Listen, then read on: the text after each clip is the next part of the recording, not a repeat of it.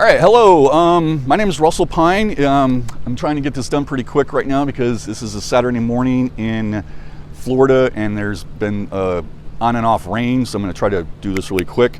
I'm figuring if you clicked on this video, you're either on my webpage or you're on YouTube and you're interested in the book I wrote, The Last Days of Film and the Rise of Electronic News Gathering, and basically where the book came from and why I wrote it.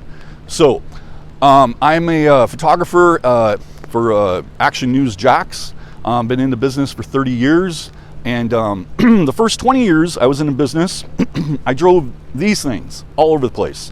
Couldn't do the job without them. These live vans, they have a generator that powers a compressor, and then compressor fills the aluminum tubes of the mast with air, and then your mast goes 70 feet in the air, and then you adjust the dish and you have a line of sight with a radio tower 20 miles away, and that's how you did a live shot.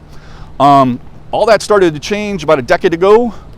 These things came on the market, portable streaming devices. This is a LiveView, and this is exceedingly simple to operate. It's got like 3 buttons, and so a lot of the technology that was in that truck was no longer necessary.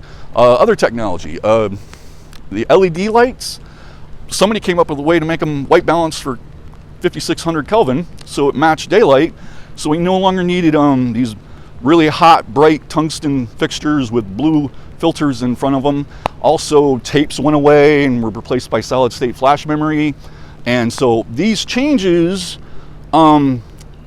changed the business, and I realized that my particular skill set was no longer needed, really. I was almost like a dinosaur. And so I thought I would write a memoir talking about how these changes affected the business and what I had seen. So the reason I thought that writing a memoir would be useful for historians, I'm a student of history, and so I've been reading history throughout my life, and the 3 writers that I have had the most impact on me is, first of all, Ronald Syme. He wrote the Roman Revolution. I read that in college.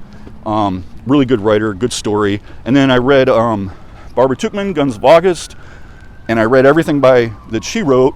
And then there was Timothy Peter Wiseman, and I tried to read all of his books on Roman drama and that kind of stuff. And those 3 writers, they have a commonality. They do a lot of research of primary sources, and they don't always choose to use what the writer necessarily intended when they were first writing their book or their memoir or whatever. They kind of like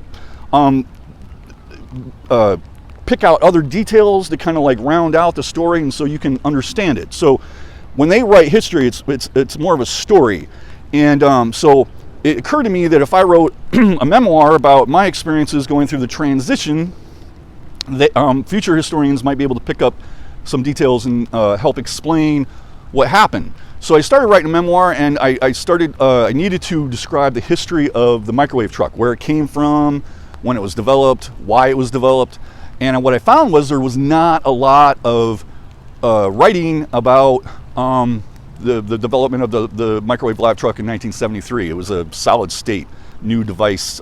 Microwave Associates introduced the solid state transmitter, and it was a game changer. But microwave portable live shots have been around since 1939. RCA had developed the first live trucks back in 39, so it really wasn't considered that groundbreaking. A few 5 or 6 years later, when they developed satellite trucks, that was a lot of people commented on that. So in the process of trying to write the history of the live truck in the memoir, it all got jumbled up. So I decided to just write a book about the development of electronic news gathering and the impact it had. So initially it was going to be a short 120-page book.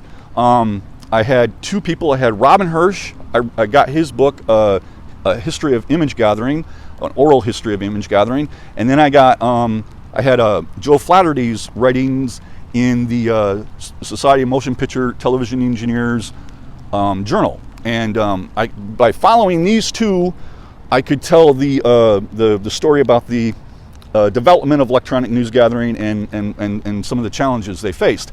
Now, in the process of writing this, a couple other people showed up. Frank Beecham showed up, Joe Roizen showed up, Ed DiGiulio showed up, and so with those 5 people, I all of a sudden had a much more robust story to tell. And so the book went from this book. It's raining all over my book.